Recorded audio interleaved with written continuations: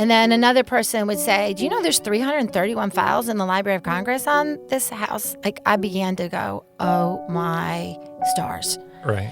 And I wrote the Georgia Department of Community Affairs, it used to be the Georgia Historic Preservation Office, with just the little bit that I knew, and said, could this be significant? Is this like something that we need to dive into? And the short version is they wrote me back and they said, yes, actually, it qualifies to be on the National Registry of Historic Places for Art, Women's History, and Recreation and Leisure. Right. Yeah, I was like, we inadvertently bought an abandoned national treasure, and it literally is at this stage of the game, like now, in the year 2023.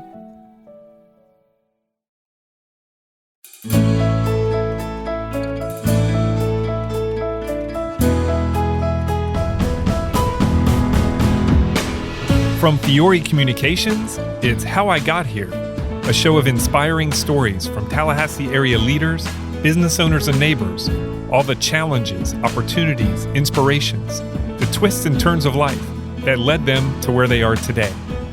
Everyone has a story worth telling, and I am really grateful that we get to bring a few of them to you.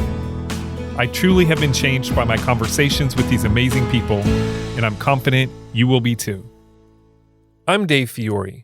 And in this episode, I speak with Michelle Dean, the executive director of the Pope's Museum and Farm in nearby Cairo, Georgia. Born and raised in Flint, Michigan, Michelle survived a childhood of abuse, poverty, and instability, saved by the generosity of strangers and a strong faith in God. She worked her way through college, sometimes sleeping in her car, before becoming a teacher and school administrator in Tampa. Michelle, her husband Dan, and their oldest 2 children moved to Tallahassee, where she started homeschooling. She began teaching literature and writing to other homeschoolers while also being a successful entrepreneur and fostering children in distress, which led to 2 adoptions. In 2018, Michelle and her family made a significant life change to move and fix up an old beat-up house with a pecan field that turned out to be a long-neglected historical treasure. Today, the Pope's Museum is winning awards for its restoration and is a coveted event venue. I started our conversation by asking Michelle how she would describe her childhood. Unstable, like a graph all over the place. Some months were phenomenal and some months were not at all. And so you never knew what was going to be the day or the month of the season in terms of the emotional and physical and financial environment of my childhood. Okay. Well, let's dig into that a little bit. Let's talk about your family and family dynamics and what created that instability. Okay. So I have 4 siblings, 3 brothers and 1 sister. And due to a lot of things that happened in my father's past, he became an alcoholic and, in fact, died, a homeless man, under a bridge. And so that happened about 20 years ago, but obviously the pattern of alcoholism and the instability came into that. I can remember going through what were hand-me-down clothes in my closet and finding papers where my dad had gotten fired from General Motors for not showing up. Well, of course he didn't show up because he was drunk and or hungover or whatever. And that was a real pattern. And so these tendencies became more consistent, unfortunately more prolific. And so it also had episodes of violence. It was a very unstable. And then when he was sober, it was so much fun. But so you just really, truly didn't know what it was going to be like. So living with a pit in my stomach all the time because I just didn't know what I was going to be walking into at that season. And where were you in the birth order of the kids? I'm the middle child. I have 2 older brothers and a younger brother and a younger sister. I am the oldest girl. Okay. And so a lot of emotional responsibility comes with that. I am a fixer. I'm a type A. I'm very driven. And so you put all that together, it definitely has affected who I am. But for better and worse. Yeah. So when your dad was in a bad place, you felt the responsibility to accommodate that in some way or protect or take care of? Well, you know what? No, it was more along for maybe my younger brothers and sister, but mainly it's like trying to navigate whatever you got to do to have peace in the house, whatever you got to do to have peace in the house. And so that was unfortunate. I also knew I needed to control as much as I could control. So my kids would be shaking their heads now if they were here because I'm a clean fiend. I mean, I am a fiend about order and everything has a place and there's a place for everything. Right. And so I think that was part of it because I wanted to control my environment to the best of my ability. Right. And what was your mom's role in all this when kind of the chaos of and the instability of your family situation? Looking at things now at 56 is a much different viewpoint than when you're in it as a young adult, as a young child. I truly believe she was in survival mode, doing the best that she could. So just like we all would, not all of her choices would have been my choices. But you know what? That I think she was just doing the best that she could in this season that we were in at that time. Yeah, absolutely. All right. So I know that there were some, from what I've read, there was some financial impacts of all this, right? I mean, your dad's inability to keep jobs for different reasons. And at one point, you depended on help from the church to survive? Yeah. So I became a believer when I was 4. Like, I don't even remember not being a Christian. I always, Jesus is my best friend, still is, more than my husband, and I don't find that offensive at all. It's, who I am. Sure. And so we did have to leave Flint to escape because he became more violent and truly violent and consistently irrational. So we moved to Illinois for a year, and then we moved to Tampa. That was when I was in 9th grade. Dave, poverty brings a type of shame that most people just don't understand.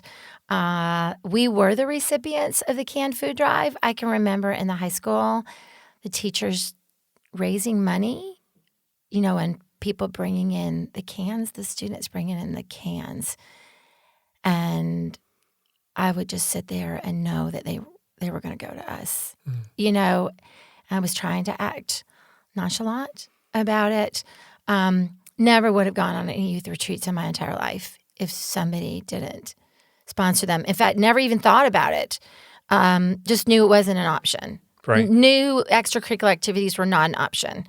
First of all, because I had no way to get there. Second of all, because they cost money. It costs money to have a baseball glove. It costs money to take dance lessons. Yeah. All these things cost money. So there was never a thought that was ever going to happen.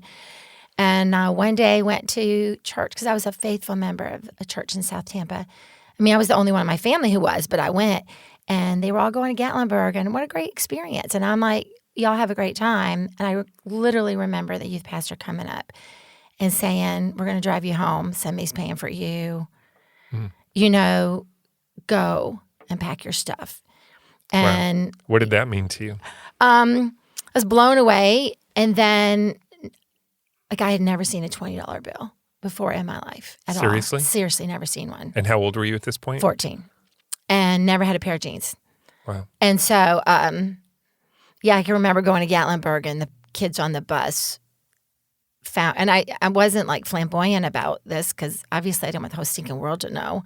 And they found out I had no money and they took up a donation and there was $100, which I remember freaking out because I had $100. You were holding $100. I was freaking out. I bet. Yeah. And then there was a part of me that said, oh, I should take this home. And then I'm like, screw this. I'm going to have a really good time. I'm going to get some McDonald's. You know what? Fun. Yeah. And so that was, right. That's kind of a sliver, a picture of where I came from.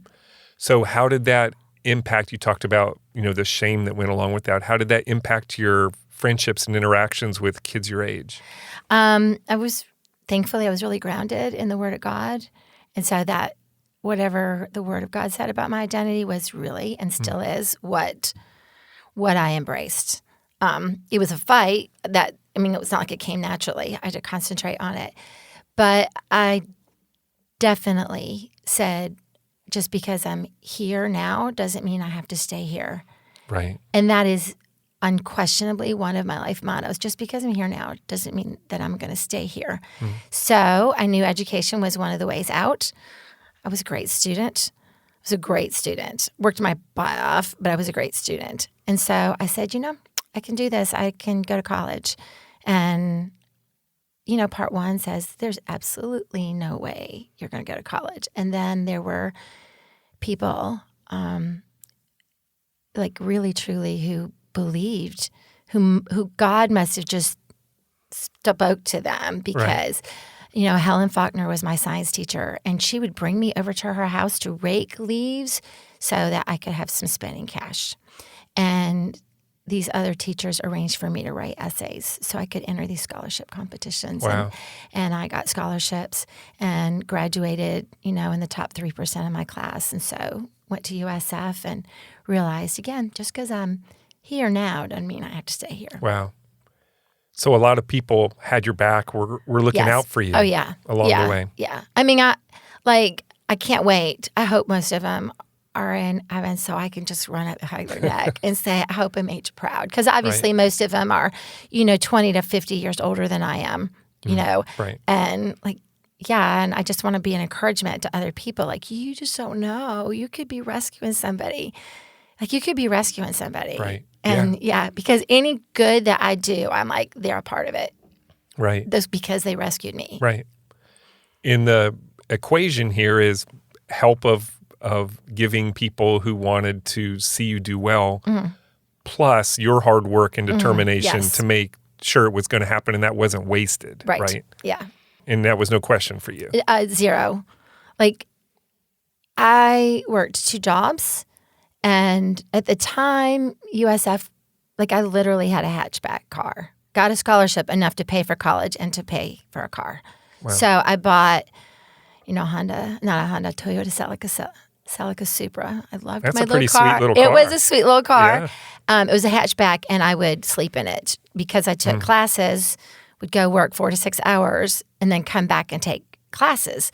Well, I was exhausted, and I tried to sleep in the library while I was doing research. And I'm telling you, the school USF library, I remember them saying, you can't take a nap here. And I'm like, I have to. So I started keeping blankets in my car so I could crash. I think it's great. Now I'm like, dadgum right. I did because it had to be done. Right.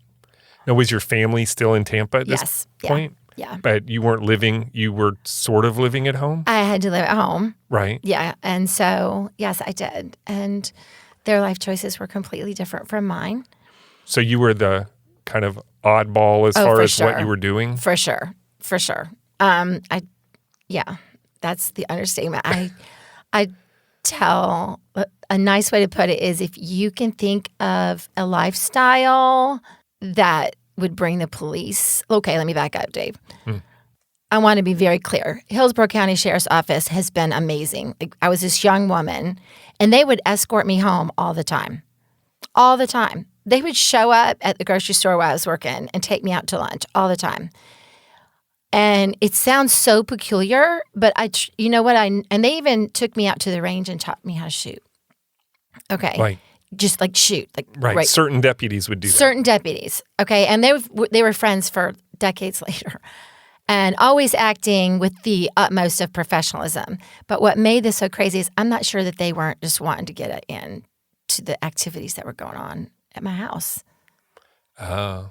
And that would be okay because, now I'm married to a retired deputy, that has nothing to do with that. But but So they may have known what was going on and saw you as a way to get. They might have, or they might have been just like the other people who said, listen, this is to use the starfish metaphor, if you know that starfish story, this is one starfish we can save. Okay. The beach is covered with starfish, and we can't save all of them, but this is one starfish we can save. Yeah. And I think that was part of it too. They saw starfish in me that they could save. You majored in English education. Yes. Right? So did you know you wanted to be a teacher? Was that a goal of yours? No, I actually was a nursing student and took everything but my practicals. And so I was in my... So you were right up to the end. Right up to the end. Final semester about to go. And I realized It might have been a more lucrative career.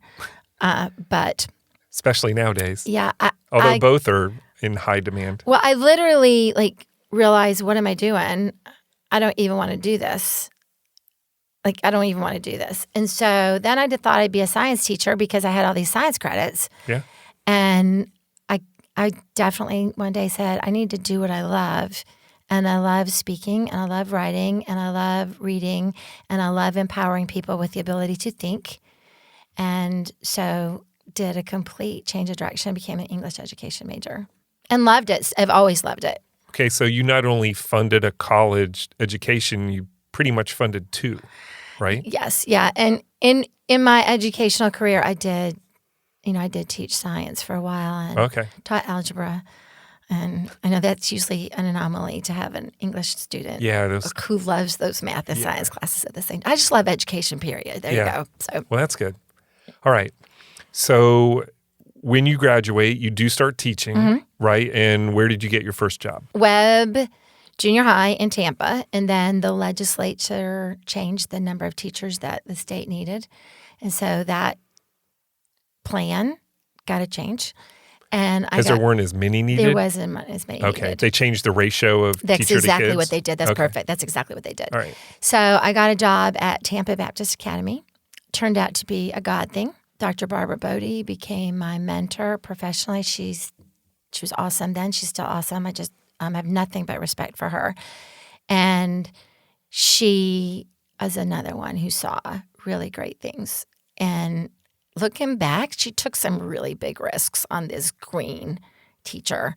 I mean, in my first year teaching, I did a writing convention, with all the schools from across 4 I mean, you counties. put one together? I put one together. Okay. Rented a huge campground. Yeah, brought in speakers. I mean, I don't even know how I did. I wouldn't know how to do that now, I don't think, And Right. and I did all this. I definitely had Energizer Bunny resources and the energy level, and then created a very smooth curriculum from 6th through 12th for the English department. So I became the English department head, and then became the assistant principal, and started having kids. So was administration, did you enjoy that part? I love it. Yeah? I loved it. I did. I loved making policy. I loved presenting the advantages and disadvantages of policy, because whether it's a family or in big government, every decision has advantages and disadvantages. And people don't always want to look at it that way, but you have to say if that's the right decision based upon the advantages and disadvantages. Sure. So I love that side. Okay. So you mentioned you're having babies, so I assumed you're married by this point. Yes. Okay, so tell us about your husband and started having kids. Tell us about this little part of your life now. So not little part, big part of your life. Big part. Yeah. I was driving to go to the same church I'd always gone to, and kept hearing God say, you need to go to this church. That's really close.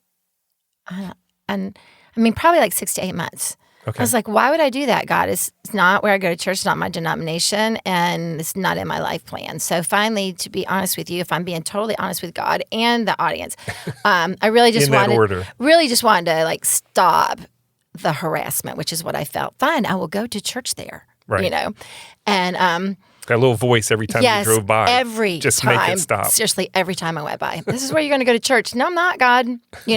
So I went and shockingly decided I'd go back that night as well. Well, what I did not know is that my now husband of 33 years had come down from the orchestra pit because he was playing in the orchestra and gotten with the ushers and pulled my visitor's card out. It's very sly, very smooth. So he saw you. Yes.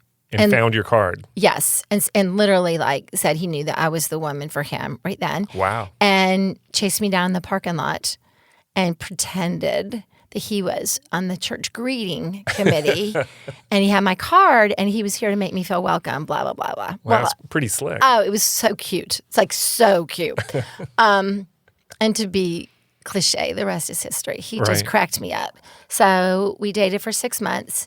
I know it's not very long for some people, but it is. You were both, he was pretty certain anyway. Yes. Did he have to win you over? Oh, for sure. Okay. For sure. Because honestly, I was going to graduate from college and move back to Michigan because remember, I love snow. Right. So you didn't want the distraction. No.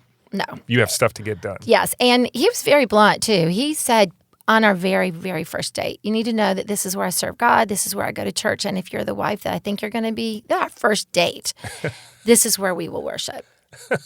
Okay. Well, first of all, I thought it was incredibly sexy that he was so focused. Okay. Can I use that word? Sure. I don't know. No, sexy's good. Yeah. Okay.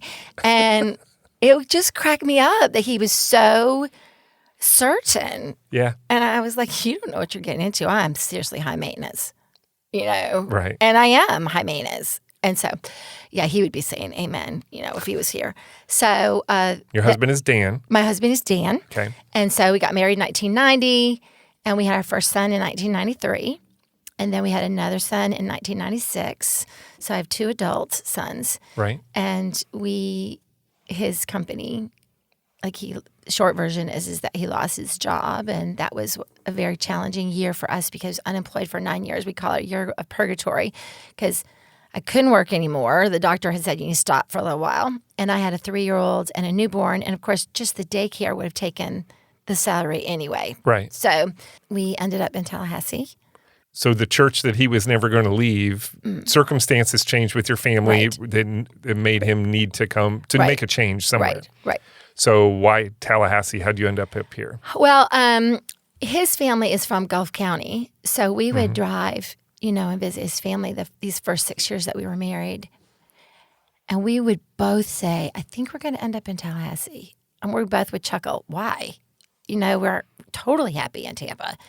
And so when circumstances changed, we thought, okay, maybe this is what we're supposed to do, is do what we thought we were going to do the first 6 years of our marriage. I mean, it's almost like God had to say, you're not listening to me, so I'm going to shut down some doors and make it so you got to go. Right. So we ended up here. And, we lived here for, my goodness, a long time, 25 years. Yeah. Yeah. All right. And so how much longer after you moved here did you have your other children? Was that immediate? I don't know. No. Okay, you don't know the ages. I don't know the age spans. Okay. So, I'm here in Tallahassee, and Danny eventually landed as a deputy in Leon County. Okay. And I'm homeschooling my kids. I've homeschooled for 29 years because I definitely believe that education begins all the time. Life is school, and you have a lifestyle of getting an education. Did you always know you wanted to homeschool? Yes. Oh, yeah. From the time even before? Or the minute I had my first child. You knew that's what you were Yeah. going to In do? fact, the administrator who I mentioned earlier, she was like, why would you leave? You're being vetted to take my job. And I was like, there's always going to be 8th graders. Mm-hmm. There'll always be more. But I've got one shot at this parenting, one shot. Mm-hmm.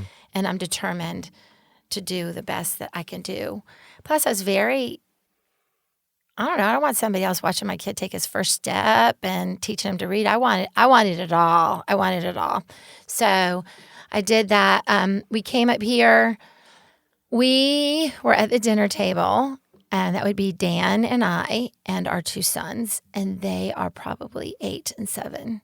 Okay. And now, respectfully, we are a Caucasian family. And I say that because we both at the same time saw a vision of a little girl, a mixed race girl at the dinner table. Now, we're thinking we're done. You have to know in the conversations, we're like, we're done. Right. And I look at Dan, I'm like, somebody's missing. Like, we're supposed to have another kid. And Dan, now we know, but we didn't know then, that he was like, yeah, we're supposed to have a little girl. And then I'm like, yeah, do you see a mixed race girl like in your spirit? And he goes, yes, I think we're supposed to adopt. And so we became foster parents and did every part of it, as in we helped parents work through their case plans and be reunited with their children. We did respite, and we adopted too. So just want to stop there for a second. What was that process like? I know it's hard to foster for multiple reasons because sometimes they're in tough situations. You get bonded with them depending on how long you have them. I mean, what was that process like for you and Dan? We did newborn babies, and that means that their parents haven't had a chance to physically abuse them. So they were drug babies. I mean, like that's what they were. Okay. They were drug babies. And they scream a lot because they're going through detox. Right. So that was very, very difficult, physically, incredibly, and mentally, incredibly difficult. So I had an outstanding family doctor at the time. She was our doctor for like 25 years. And we got even closer. She was outstanding. And one day she was like, just bring the baby in and then go walk outside in the parking lot for 5 minutes. You need to have 5 minutes where you don't hear this child scream. Because you can't change what's going on inside her body. Mm-mm. Right. So that was really difficult. Was it difficult to reunite? I don't want to be too intense, but I've had people within the church say, oh, I could never do that. That would be too difficult for me to reunite the babies with the birth parents. And I'm challenging the church. I didn't realize that the Lord called us to an easy life. I'd like to know where that's scripturally. Right. And so I don't want to. Was it easy? It was definitely not easy. Was it worth it? Yes. Right. And there is such a difference. Like, I know we did the right thing. Right. In fact, one child in particular, I was so proud of our family. Like, sometimes they're just shining moments. And we reunited this child with her birth family. And we were mourning, for sure. We were mourning. But we went to Publix. We got a cake. We got a bunch of balloons. We brought that child back to her birth family. And we had a party, right? To celebrate. Because that was the goal. That was the goal. Right. And it wasn't about us. Right. And so.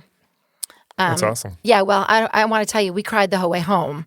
Yeah. Okay, like being real, we cried the whole way home. Sure. But, yeah, that was like, we did good. And I was really proud of the way my family, supported another person walking through a hard time. Yeah. So, yeah, and then we got to Lisa, and that was.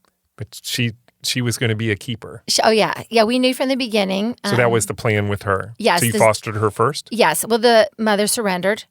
And so Okay. that was, legally she was only fostered for a couple of months. And then we got 14 months later. Now, again, we're thinking we're done. Because you only imagined one person at the table, right? One, right. And we were doing respite, which is really where you serve other foster parents and give them 2 or 3 days. Right. So we were fine with that. We lived in a very small, very, very small ranch house. And really, Dave, baby stuff takes a lot of room. A lot of room. Yep.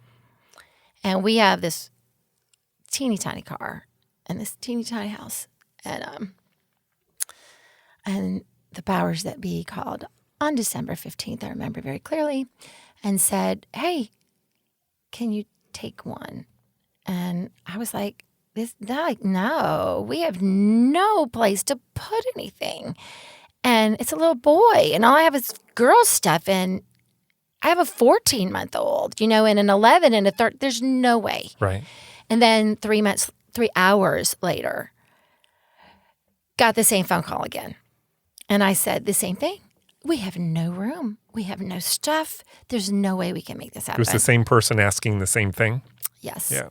And then the third time, same day, exact same thing. And finally, my second son looked at me, God bless him, and said, really, Mom? A week before Christmas, and there's a newborn boy who has no place to live, and you're going to tell him we have no room. Really? Guilty as charged. So I said, we'll take him. And it was supposed to be temporary. And 14 years later, wouldn't change it for anything. Yeah. Wouldn't change everything. So now I have 2 adults and 2 children in the home. So. That's awesome. It's high maintenance. That's what it is. I know people say, oh, they must, they say, oh, they must, give you lots of energy. And I'm like, no, they make you tired. And being 56, Hey, everybody. Just a quick reminder that this episode is brought to you by Fiore Communications. Just like people, every business has a story to tell, and we've been helping our clients tell their story since 2001, because who you are as a company is just as important as what you do. To learn more about how telling your story can make a difference in your business, visit fiorecommunications.com. Thanks again for listening. Now back to the show. So during the process of homeschooling yourself and as your boys were getting older and you realized that there may have been some deficiency in local homeschool opportunities for writing and speech and some of those things. So you decided it might be a good idea to offer that to other homeschool families. Is that right? Yes. So how did you come to that realization and how did you make that happen? Well, in Florida law, one of the ways that you stay a legal homeschool family is to see a licensed teacher once a year. And so that would be me, like I still am. And so when people would say, what do you do? I would say I'm a homeschool consultant. And so I realized, like an epiphany, that writing is the elephant in the homeschool movement. Everybody knows you need it. Nobody knows how to do it. That combined with the cliche, the cobbler's children have no shoes, that would be my own kids, I realized I need to do this for my own. And so one of my life expressions is why not? Why not see if there's an interest? And I started beyond my expectations, have had a phenomenal journey. Still I'm on it again. I mean, I took a couple years off. And so writing and public speaking and debate and literature. And so you were right. There was a need for that. Oh, huge. Parents were like, yes, please. Yes, please. Yeah. Yes. And so it is absolutely, anytime you get a platform, it's a privilege. But when you get a platform to influence a generation, it is a privilege. And plus, I tell my students, I tell them at my funeral, you guys are going to come with like poster boards marked out of little Mrs. Dean-isms. And one of them for me is I refuse to be a part of raising a generation of ignorant voters. And it's okay if you're ideologically different than me, just don't be an ignorant voter. Right. And so know what you believe or what you stand for. Oh, yeah. And you know what, all the time. Do you have evidence for that? And the kids are like, you're going to make me prove it? I'm going to make you prove it. I said, because you're going to need to know where you're coming from and know how to read and think. I just know that we need a generation of thinkers. And writing is a way to teach kids to think. So that's what I do. So you had classes, or now you do again. I do again. And they're filled up, and kids were coming from all around the area. Because explain how that works a little bit with homeschooling. That some people think homeschooling is the family sits around the kitchen table and never moves, but obviously there are other resources. People like you who have specialties, like Terry Hall and her science. People teach certain subjects that, especially when you get into middle school and high school years, that parents don't always feel equipped to help with. So there are people like you in the community to provide those services. Correct. You just articulated that really well. So currently, Monday mornings, parents drop off their kids, although now it's so nifty because now I have parents sit in on the class, I have grandparents sit on the class, and so it's a wonderful thing. And I teach like a year of British literature and composition, and a year next year world literature and composition, and then the third year American literature and composition. So they're getting the meat and bones that they need to be young adults and to be successful young adults, and they see it being done. It's a great experience for the kids. The parents definitely appreciate having that proverbial box checked that they know that needs to be done, and they don't feel like they're equipped to do it.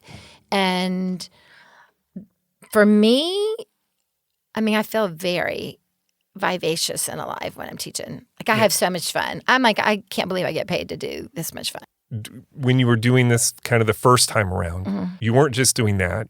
You were also an entrepreneur in a different way when you were working for Nest, right? Right. And so tell us about that and how that came about and what that is. Okay. So Nest is a company that made animated stories of historical heroes such as Harriet Tubman and Louis Pasteur, and they were all character-based. And they also have a New Testament and Old Testament series. Well, what happened is that I became a customer, And I saw my son imitating George Washington. Crossing the Delaware, I saw my son imitating Jesus and Peter. And other people's kids were imitating the Teenage Ninja Turtles. Okay. And I started like selling them. Right. And I found I was really good at it because I was so passionate about empowering. You wanted them to have different heroes. I did. Right. And did that for years. It was a great season. Traveled across the country, made radio broadcasts, did conventions, top seller in the continent. So people would buy series of videos, right? Or respectfully, if they bought from me, they probably bought everything the company made. Well, because so you don't want the New Testament? You don't want your kids to learn about Jesus? Let's go ahead and talk, Right. Or do you see yourself having your kids imitate? Because I had so many stories about my own kids doing these amazing things, not because I was all that great, because it was what they were watching. Mm-hmm. And so I did that for a long time, became a sales director when that season ended. I had 11 states under my jurisdiction and won so many trips and became their sales manager for the company. One of them. I liked it too. Yeah. So that was a lot of fun for a season. It was. Right? For a long time. 6, 7 years. Okay. Yeah. And then it was literally when we knew that we were waiting on Lisa. Okay. And I literally took newborn babies all across the country. And then I thought, okay, this can't continue. I physically can't do this anymore. I released that position, which you have to understand that was like my baby. I built it up from my first sale to 11 states and literally being in the top 4 in the, Canada, United States, and Mexico. Right. There was a sense of accomplishment that came with that because it's not like I went to school to sell. Right. And so, yeah, but now it's a good decision. But to change, to literally pivot and do something I never in my wildest dreams thought I'd be doing, that would be the story of that. And you were also volunteering during that time, Oh, yeah. right? Yeah. And what kind of organizations were you involved with? Well, I taught a lot of classes at Tallahassee Bible College. It used to be called the Center for Biblical Studies here, and loved it.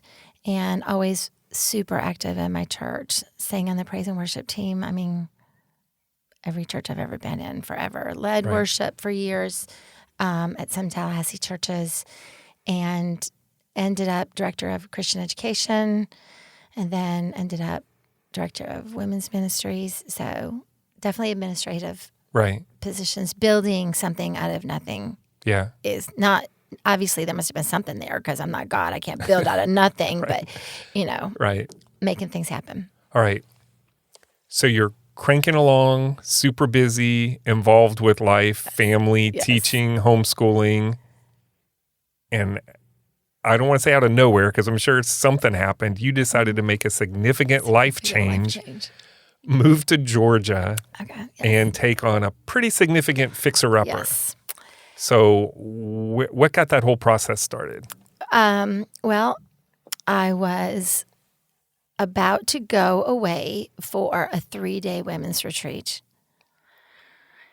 and where I was the keynote. And the reason why that's important is you would have thought that I would have been concerned about the 3-day event. Right. That would be your focus. That would be my focus. Great. And it was, and I was so chill. And so I'm telling you, I heard God say, it's really great that you're doing so great and you feel so good about all this. Meanwhile, your husband right there in the bed with you is withering and needs a change. I was like, oh my goodness. And I realized, what you just said was right. I was just cranking. And Danny was working at the sheriff's office, and it just was time for him to do something different. It was just totally time. He'd been there 17 years. It was time for him to do something different. Yeah. And kudos to every law enforcement officer out there, of all of our correction officers and everything. So I spent those 3 days really praying and got this wild idea and asked Dan, how do you feel about this idea? And the idea was that we take the equity in our Tallahassee home and we buy a fixer-upper, and then we retire early. Okay. So you're thinking a little farmhouse somewhere? Yes. Something. Actually, that's exactly what we looked for. Okay. That was it. Needs a little property. It's Have okay. some chickens. Yeah, truly. And we have chickens, you know. Yeah. And so he was so excited. Well, I said, well, it might take a while for this to happen. How far are you willing to travel while you're still with the sheriff? And he said, I'll travel an hour. So I literally put a dot and found every place within the equity in our home budget and traveled. You would be amazed. It's like Bainbridge. It's like Madison. Right. It's so much farther than I envisioned. And found several, but found this one that all I can tell you is the facts said run. It was, and like we kept drawing back to it. And it was crazy. I'd been abandoned for years. It was, So describe it. What are you looking at? okay, what am I looking at the moment, right? Not what it is now. Not now. What were you looking at? Well, it had been used as a dog kennel illegally for fighting dogs. So, oh, wow. yeah. And then probably the renters were evicted, and then it had been abandoned for years. And there were clothes and cardboard stuffed up the chimney, and the roof leaked. Obviously, it smelled putrid, and it was sounds delightful. It was horrific, and that's just the house. The grounds were incredible, but they were overgrown. I mean, because nobody had been there for years, so it hadn't been mowed for years. Brambles, completely covered crepe myrtles, But what we saw was different. Yeah. I mean, like my husband and I are both right. I tell people, I saw the vision of what it could be, and Danny saw the vision of what it was, and we were both right. He saw, oh my gosh, it has original 1904 knob and tubing wiring. The whole house has to be rewired. He saw cast iron pipes. The whole house had to be replumbed. He saw the New York. He saw the facts. Is he a handy guy? Yeah, he's handy. Yeah, he knows how to do a lot of that. Well, yeah, but if it was big, like rewiring the house and stuff, we did get a professional. Sure, I mean, that needs an electrician. Right. But he saw the work. Okay. And I pulled back that nasty carpet and saw what we now know, 1854 hardwood flooring and arches, and like 5 arches and a split staircase and a balcony made out of sewing machine parts. You know, and I just thought, oh my goodness, this place is like amazing. And Dan's like, this place is a lot of work and we need to get out of here. I'm like, it's got a pecan grove. We can sell pecans. And it's got a guest cottage, which was just as bad as the larger house was. So you're still looking at it as a place to potentially live. Oh, for sure. Just your house. For sure. Right. For sure. Raise my family here. And look, there's a whole wing in the back. I mean, wing is way too glorified of a word. And there's a bedroom in the back of the house where the kids can be separated from you so that when you're sleeping, because you're still working, you know, with the sheriff's office, they're not going to bother you because we are definitely like a lot of people in the house, always have been a lot of people in the house. So that is what I saw, and that's probably how I sold it to Danny. And he was right. There's a ton of work. No. But he bought into the vision. He did. Actually, he said, I can't do it. He said, I can't do it. And I said, okay. And I said, well, then we're going to walk away from our earnest money. And he said, yes. And I said, okay. And so he literally said, let's just take one more trip out there. Mm-hmm. And I said, okay. You know, and he's walking. I'm telling you, this was the funniest thing. And like, he's walking, he's saying, we're going to do this, this, and this, but we'll never do it. Oh, we're going to do this and this and this, but we're not going to do that. And I stopped him and said, look, God is not up and down, and neither are you. So land the plane, dude, because I can't deal with this, one. you know? And, right. he said, I think we're supposed to do this. And so he said, we're all in. And so we did not walk away from our earnest money, and we ended up purchasing. So you buy the house. We buy the house. Did you know anything about its historical significance? The real estate agent, who is, you know, now one of my friends, like he alluded to it, but he said it's got some history with it, and it's pretty important in this community. But that's all I remember. Like literally, is it's got some history to it. I was like, okay, that's cool. I love historical stuff. I taught American history. I'm all about it. Bring it on. Right. And never knowing what it was, but we always purchased it thinking that we were going to raise our family. Okay. That was what the plan was. So what actually happened? Okay, this is where it gets fun. Okay. People started telling me things on the street. I'd go to the library. And where are we talking about? Cairo, Sorry. Georgia. This is in Cairo. This is in Cairo. Okay. 45 minutes north of here. And, oh, you're the one who bought the old Pope's place. And I'm like, it's got a name? Check that out, And they're like, yeah, it's known as Pope's Museum. I was like, okay. And then somebody would say, there's a file in the library in it. I'm like, get out of town. Oh, look. And do you know the Smithsonian Magazine wrote an article on the artist? And then another person would say, do you know there's 331 files in the Library of Congress on this house? I began to go, oh my stars. Right. And I wrote the Georgia Department of Community Affairs. It used to be the Georgia Historic Preservation Office with just the little bit that I knew and said, could this be significant? Is this something that we need to dive into? And the short version is they wrote me back and they said, yes, actually, it qualifies to be on the National Registry of Historic Places for Art, Women's History, and Recreation and Leisure. Right. Yeah, I was like, we inadvertently bought an abandoned national treasure, and it literally is at this stage of the game, now in the year 2023.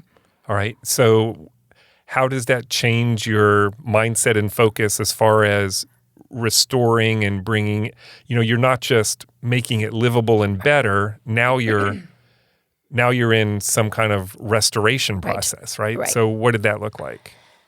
Well, we had to make a decision. First of all, is it our national treasure?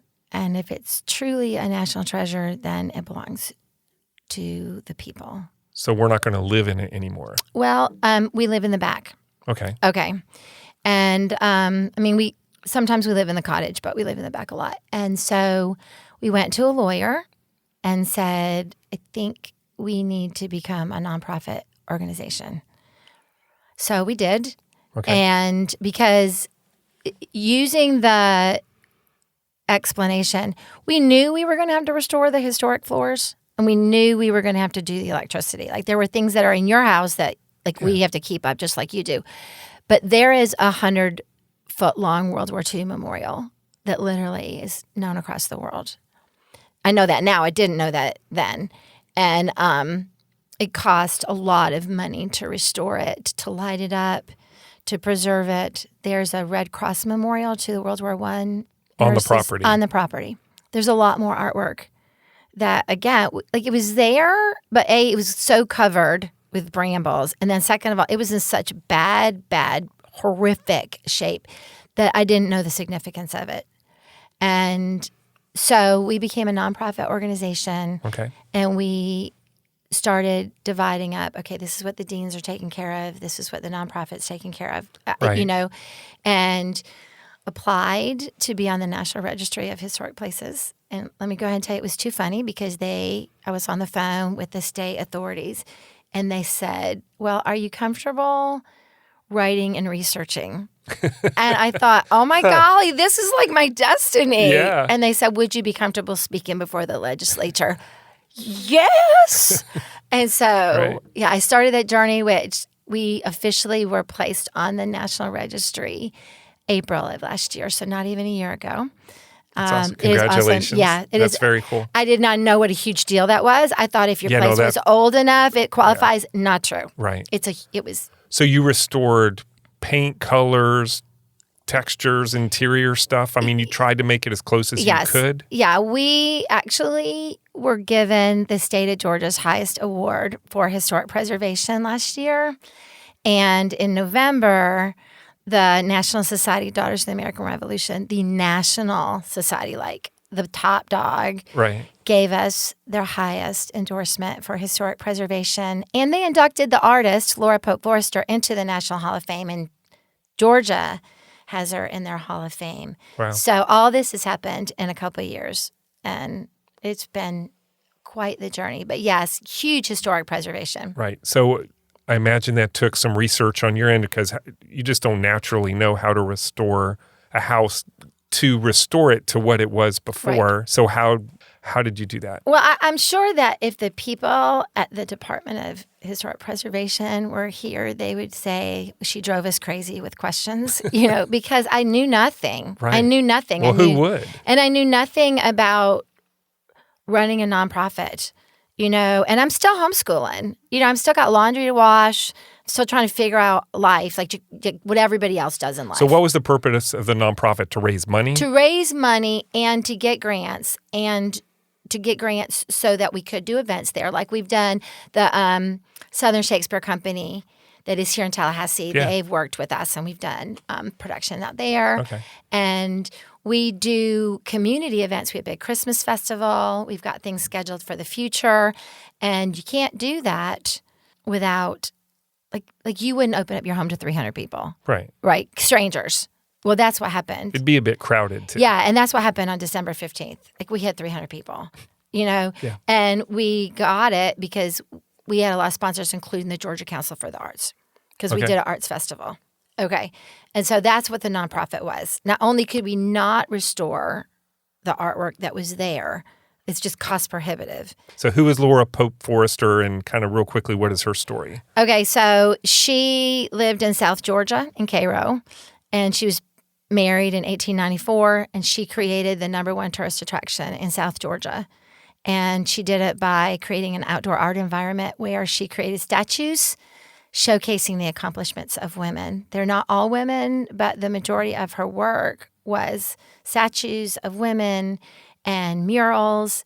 And she did it to say, like, women are an important part of American culture. Yeah. And she did it at a time when she didn't have the right to vote. I was going to say that's a little before her time. Oh, wait. Like, that's literally why we're on the National Registry. I mean, she had a checking account with just her name on it when it was illegal for her to have a checking account. It was illegal for her to sign a contract. Like, it wasn't illegal. They just weren't, they were like, didn't null. recognize yeah, it. That's right. And so she kind of like had the same expression about life that I do. Like, why not? Why not? And literally, I have postcards from the 40s, like the Pope's Museum postcards, where it was this huge tourist attraction. Right. And now it's becoming a huge tourist attraction again. Yeah. Yeah, so let's talk about that for a second. What is it? What is the house now? What are the experiences visitors can have? And what draws people to the house today? Okay. You can visit. You need to go to Pope's Museum and look at the number and call and make an appointment. Okay, so how do people get to that? Popesmuseum.org. Okay. Popesmuseum.org. Right. Okay, and we also have a Facebook page. And it's not a Pope museum. That would be a whole different thing. That's right. This is not the Catholic Pope. That's her last name. Right. Okay. And so they can call me up. They can make a tour. We have tours all the time. We're a bed and breakfast. We're a wedding venue. We're a retreat venue. We just had 9 middle school boys stay with us. We do everything you can think of. Like, if you were to grab a group of your staff and do a leadership retreat, yes. If you just wanted an hour to be inspired by this amazing woman's story, yes, we do that. Okay. All right. So this is something that you and Dan are doing together? Is Dan involved in the day-to-day running of this in any way? Oh, yeah. Or your kids? Or is it all a the family above. thing? It's a family thing. Okay. So that's a great question, because when we work with people, I make sure they know that. So far, thank you. I'm grateful that we've only had one client who is not comfortable with that, because I do share with them that it is a husband and wife and family-run adventure. Yeah. The nonprofit, of course, we have a board of directors that guides all of our decisions. What is there not to be comfortable with about it being run by a family? They don't want the kids working with us. Oh, okay. Okay. And so I'm like, okay, so when we do a concert, like, my children wearing their Pope's Museum T-shirts and their jeans are going to be the ones emptying the trash, and they direct traffic. Right. Okay. And so they're like, well, we really don't want any children. Like, I'm not going to send them away. Right. I guess that's their choice. Right. And I respectfully say, I appreciate that. I don't think we're the venue for you. Now, they're not up in any of the activities or anything that, they do the job and then they're out. Yeah. I mean, unless they get invited to, teach a dance at a wedding, and Right. then they're like all about it. Then they're all about it. So Danny's the property manager. Okay. And so he makes most of the decisions about how things get done. And I guess I would say I make the decisions about what gets done, but he definitely can say that can't be done. Right. So it's real good. All right, Michelle, looking back, what is the one thing or person that has changed or altered the trajectory of your life to this point? There is a woman named Grace Stallings. She doesn't know it. Like, she wouldn't know to this degree. But when I was at the end of my rope, I didn't know what I was doing. I didn't know if it was worth it. I don't have a clue how I'm going to do the next project. She showed up, and she is so joyful and so vivacious. And she brought a carload full of people just to show off what had been going on in her small town. And she boosted me so much that she re-energized me and said, okay, I can do this again. Wow. And she's done that several times since then, but that time. So she's one of your neighbors in Cairo. Well, she lives in Cairo, but Okay. she lives like 5 miles away. Yeah. Okay, yes. And at this season of my life, I would say, Grace, like, you have no idea. When I wanted to quit, you were like, you can do this. So that was great. That's very cool. All right, final question. The podcast is named How I Got Here. So we've talked about how you got to this point in your life. Where do you think here may be for you in 3 to 5 years from now? Okay, so I have to tell you, I listened to the podcast, and I know this question was coming. And so, Yeah, not a surprise. and I'm like, okay, Michelle, what's the story? And I think right now, truly for me, it is to not stop, because I don't know how to do that, but to just rest. Like, there's a season, Dave. Like, winter is a season where the roots get deeper and they get ready to bloom again. And so I need to be okay to rest and get stronger in my roots so that I can get ready to bloom again. I don't know where I'm going to bloom. I mean, I'll be at Pope's Museum unless, some amazing thing happens, but yeah, so that's where I'm at right now, is look at nature and learn from it. You don't always have to bloom. Sometimes you let some leaves go, and sometimes you rest, and then you get ready to rebloom.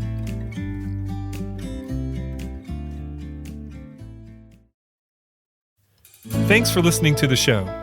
You can subscribe at Apple Podcast, Spotify, or wherever you get your podcasts. And while you're there, please leave us a review. It really does make a difference. Thanks to my amazing staff at Fiore Communications, who pick up the slack while I'm working on these podcasts, and to Troy Bloom for composing our theme music. You can hear more of Troy's creations on Facebook and Instagram at Troy Bloom Music. To connect with the podcast or suggest a future guest, follow us on social media or email us at podcast@fiorecommunications.com.